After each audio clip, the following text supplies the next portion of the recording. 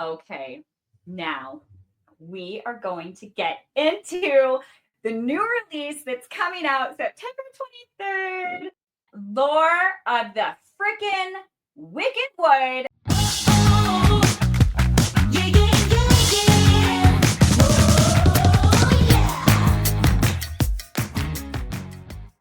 First of all, this cover is gorgeous.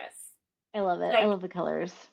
Your cover designer is chef's kiss. Thank Fantastic. You. Now, if you say to yourself, what's Lore of the Wicked Wood about? Do I have another graphic for you? But if you can't see that graphic, that's all right, listeners. I got you. Now, some of you, I'm going to need you to keep an open mind. The MMC is blonde. Now, I know you're like, he's not tall, dark, and handsome. Listen, you can only have so many tall, dark, and handsome things. Have you ever read those books where there's trilogies? Like Lauren Asher has her Billionaire series. 2 of the brothers have dark hair. 1 of them has blonde hair. Now, normally, the really great thing about the blonde-haired one is similar to Golden Retriever color. They are typically Golden Retrievers. I wouldn't call Atlas a Golden Retriever. I am a fan of him because he rides a bike and he does all sorts of crazy shit. He smokes, he drinks, he goes to clubs, he sleeps with people all the time. And one of those reasons is because he is the Playboy Prince. Oh, yeah. You want to tell everybody about his power? He has the power to elicit pleasure. That is what he does. My sex stay book. So much pleasure that like girls are like, bruh, I don't even know who you were, and I would have fucked you anyway because you were the Prince of Praba. So people are like, you would make me have the best orgasms of my life. I'm just saying, I get it. Like I feel for him. And at the same time, I get it. Not that it's okay. Not the way that they treat him is okay. He's also her brother's best friend and calls her Wild Heart. I'm not going to do a ton of spoilers for this book, but I'm going to do this one. He has made a vow to protect Everinne. Veros, who is the Lord of Time, is his best friend, and Everinne is his youngest sister. Their parents have already passed away. It's just a small bit of information that you learn at this point. And like I said, I'm only 50% through, but you know, really the only family they have is just each other. And he said, she is a bad girl, right? Comparatively, you know, the prince, yeah, he fucks around, whatever, but like he's just living his life. But she is a bad girl and she does all sorts of bad girl things. She parties and does whatever, but she's also incredibly reckless. Like with her life, her brother's like, oh my God, make a vow with me. We're going to protect her. But also, homie, with the sex power, that includes you. I see the way that you do all the things that you be doing. My sister is off limits. Okay, now here's a question for you. Was that vow, because I can't tell yet, a blood vow or just a promise amongst friends? It would have my word. Mm-hmm. I see. Gotcha. This is what I think is your all-time favorite art of this series. It's posted on your website. You've been doing tons of marketing with it. Tell us about, because I know what happens here. That's Everinne and Atlas. They drive to this overlook after she works at this club where she probably shouldn't be working. Atlas gets protective and, you know, as one does. And there's dart throwing, and he gets really angry and he tosses her over his shoulder and hauls her out. He drives a motorcycle, but in the book it's called an arcanic volt, and it's powered by arcane magic. So it's kind of modern, but not. They go up there and he's confessing all this stuff, but he's like, you know, I promised I wouldn't touch you. And then she's like, let me touch you instead. And she does. So, and this again kind of fits into that anime-ish style of artwork. Bruna Garrett art. You can find them on Instagram or brunagarrett.card.co, which seems to be a pretty popular website for artists where you can go look at commissions. That scene she's talking about is one of my all-time favorites. It doesn't provide any spoilers to things that are happening. I have laughed out loud or put my Kindle up to my face and went a few times at this point. Then this artwork too is really great. I don't think I've gotten to this scene yet. It's by Petite Kitsune. But you can also commission them at coloradostella.com. It's gorgeous. It's so you can really see Everinne's jewelry here. She always talked about she's got these amethyst dangly earrings. She wears an amethyst ring that has like a pocket knife in it. We start off with Everinne and she's at a club in town. And she's like, My power is pain. Again, that's not a spoiler. That's already talked about in your marketing. She tells us right up, chapter 1. My thing is pain. I fucking hate this about myself. So what do we do when we want to drown something out about ourselves? Healthy or not, we try to find a way to cope with it. And she says, I'm going to be an alcoholic because I can't sleep if I'm not completely shit-faced. So she goes there, and honestly, I kind of expected her to do experimental drugs and all sorts of stuff. She gets up, right? So she's in here and she's like, you know what? I just need to feel something. She's one of those adrenaline thrill seekers. So she climbs all the way to the top balcony because she knows the stardust is about to fall. And it's a super fun thing that the club does. It's a theme tonight. And when I say club, I'm talking like a nightclub. So this is really different than your series before because like people have cars and they wear leggings. I don't want to say it's urban because it's not. It's not, yeah. Based on the club scene from Old World Prague is what I imagine in my head. Very Eastern European-esque to an extent, but fantasy is what I have in my head.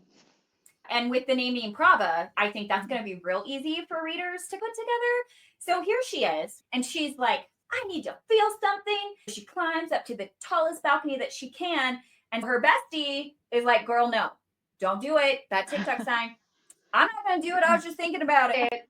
Girl, I did it. And her bitch ass swings across the chandelier. Now, in my brain, when she said she grabbed onto hoops, I was imagining these big crystal chandeliers, and in the middle, they had the hoop to grab onto. But no, these are actually like the chandelier has long, swoopy arms. Correct. So she's grabbing onto those, and she's like, Red Rover, send ever right over. And she goes, and she starts to jump, and she's like, fuck yeah, I'm amazing. I feel everything. Everyone's looking at me. I might as well put on a show. And that's really great until she goes to swing again. And who is there but Atlas to catch her? And he brings her back down, and he's like, the fuck, bro. And what I mean is, acting 101 again. What the hell are you doing? And her icy glare cuts to him. She hated him, and for good reason. None of your business. Are you trying to get yourself killed? And so she's like, no, I'm not, but now you're embarrassing me in front of everyone. Okay, well, two can fucking play at this game. So she's like, showing off your wingspan a little early tonight, aren't you? Your radiance, which is that nickname that he hates. And he literally says, he loathes it, Grinch style. He was like, no more than you're showing off of whatever it is you're wearing under that pitiful excuse of a dress. And she's like, oh, really? Joke's on you. I'm not wearing anything underneath this excuse of a dress. And I died. I love that line. That was so great. Because again, like nightclub vibe, she shows up in it's not tight, but it's like a baby doll dress. Yeah. So it's pretty short and kind of flowy. And then the scene that's referenced right before that artwork by Bruna Garrett is they're in the Mystic Obscura. Now, what I think is really cool that maybe readers don't know about, this is kind of a forbidden circus, right? Yeah. Essentially, but it wouldn't be like a cheesy circus. This is like Cirque du Soleil on cocaine, but then with all these other things. So you hear like the Mystic Obscura, and that's the club she ends up working at. And you'll figure that out later. I don't want to kind of go into that right now. It's a little bit of a spoiler, but she does end up working at this club. She has never felt more alive. And she's like, I'm going to do the hoops, like the silk hoops and the things. Fucking bet. Let's go. So Atlas, remember, he's got this vow. He swore to protect her, and he find out she's going. And this place is actually kind of dangerous because you do have to give a drop of blood to go in, which means it's run by blood magic, right? There's a witch who manages that. Her name's Rain, and she looks nice, but she's pure evil. We haven't even gotten there, and I fucking know. Like, I fucking know. She is gonna... You would probably, honestly, pull some shit where you'd be like, just kidding, she's the anti-hero and comes and saves the day. She's like, I can't answer that. But so she goes, and Atlas is like, no, I'm going to go watch you tonight. And it's her second night performing there. So they go, and he's in his box, and she's like, I'm going to dance for him tonight. So she's looking in his eyeballs upside down, and her legs all spread. And she's like, come and get the bitch. And I have to say, the restraint it must have taken for him to not send like a zap of his power out while she was on that hoop, right? He's sitting here with the bulging heart on, and he wasn't going to be, I'm a fuck with her. And you find out why he doesn't do that later. But I was surprised. So then afterwards, he sees Jarek, and we find Jarek again in chapter 1 or chapter 2. He's a demon summoner who is super hot and has really taken an interest into Everinne. And he really fits into her bad boy persona. Atlas is very much like, over my dead fucking body. And so they kind of have this contest on who's going to get her attention. I wouldn't call that a triangle because we don't actually like Jarek. We don't trust him. We all know something is off, homie. He is not a I can fix him character. There's no fixing him. And he's not a Drake character either. He is just not, because villain does not fit him, but evil fits him. So he's there waiting, and Atlas looks down and he was like hell he is. I'm gonna beat him. So he goes and he's standing kind of behind Jared. She comes off the stage and she sees him first, and then she walks past Jarek and kind of gives him a glance, and he was like, oh, does that whole bro code bullshit or whatever, and puts an arm, and he was like, oh, we've got a party to go to, staff only. She's like, fuck, what do I do? She's like, well, I promised Atlas I'd show him around. So next time, right? She still feels like something's up and doesn't know what it is. She does not trust him. She does not. And she has this hate-love thing going on. They've been friends. They grew up together. They end up having an incident that really broke their friendship. I think readers all around, there have been friendships where things go awry. Theirs is very much things went very awry. He didn't apologize. She didn't apologize. And then they just kind of didn't talk about it and started to separate. I think she's also feeling really confused because she's like, well, fuck, he's here. I am a shell of myself because I'm trying to hide from this power. Right. Be great right now. I need to feel something. And so, they stop at this carnival thing and they get a lollipop. She is licking the fuck out of that lollipop. And he's like, I'm going to come in my pants right now. Can you put the goddamn thing away? There is artwork on your Instagram page. All you see is this wheel of wood and leather. And you see Everinne strapped to it. And you think to yourself, you dirty-minded smut people, and I love you for it, is going on here? We're at a carnival. We're at a carnival. They do throw knives at her. I thought it was just going to be straight. She, the carny guy puts her in, and then he's like, all right, I'm going to throw these knives at her. And he's like, hell, we are not doing that. I'm going to throw him if anyone's going to throw him. So he's sitting there, and he's like, I can do this. And then the wood circle starts to spin. And I'm not talking a little bit. I'm talking a full whirlwind of a spin. So he's panicking. He's freaking out. She's laughing as he's throwing the daggers. He, of course, does not stab her. Thank God. She gets off and she's exhilarated. And she's like, see, I told you it would be fun. And he immediately claps back. Shut the fuck up, Everinne. And he scoops her up and tosses her over his shoulder. And she's like, the fuck, bro? And she's moving and squirming. And then he smacks her ass and was like, I will end you. That as soon as the relief is set in that he didn't murder her, then the rage comes back. Why did you make me do that? And she's like, I didn't make you do anything. Now, in your marketing, you also tell readers that there's a forced marriage that takes place. Girl, let me tell you, when I found out how that marriage was gonna be forced, that was unexpected. And this is as far as I have gotten into this book. I was just like, what the fuck? I was not happy. No, that was bad. That was not my favorite. We kind of cut to Atlas is a prince and he's got to find a wife or whatever. And we just learned that Atlas is not going to choose Everinne. And so Katie is like, you're making a mistake, bro. And he's internally, no shit. I know. And he's like, what would you have me do? So his bestie's like, you could start by telling her the truth. So hard. He's like, I already did. And so his bestie's like, really? Like, you did? When? And he was like, the Overlook, aka, the photo back there with the motorcycle helmets on. I told her she was annoying and that I wanted her since the first day I laid eyes on her. And Katie, and wow.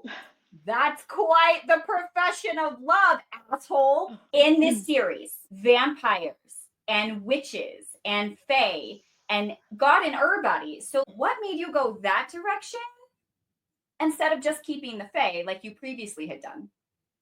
Mostly I just wanted to change it up a little bit, especially because since I was researching the Brothers Grimm and Slavic folklore, and A lot of Eastern European is heavily centered on old gods and goddesses and vampires and witches and things of that nature. And it just seemed easier to incorporate them all together where they coexist in a city with mortals as well. And so far, for now, they coexist peacefully. But, you know, things are changing, obviously. And you really start to see those tensions amped up. Because I think we, as the reader, when we first find out about some things that are happening, we're like, I don't think that sounds like a big deal until some of the people involved are big deals. Not that things happening to people are okay. And they even acknowledge that. Even Yeah. these things happening to people who are not as prominent public figures, they're still important. But everyone notices when the big people go missing. And one of them goes missing at his wedding. It was the day of his wedding. When the people show up, they're like, he wouldn't have missed it. And they're like, are you sure he wasn't out getting late or something before this party? And they were like, no, we're absolutely sure. And he's like, well, how can you be so sure? And they're like, it was his wedding. He wanted to be there. It was a whole thing. Are vampire mates different? And I say that because the queen of the vampires has it out for Atlas. She wants to jump his bones all the time.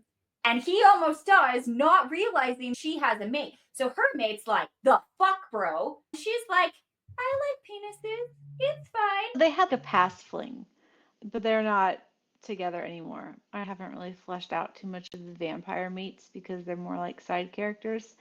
The male vampire mate is extremely jealous of everyone and possessive. Oh, yeah.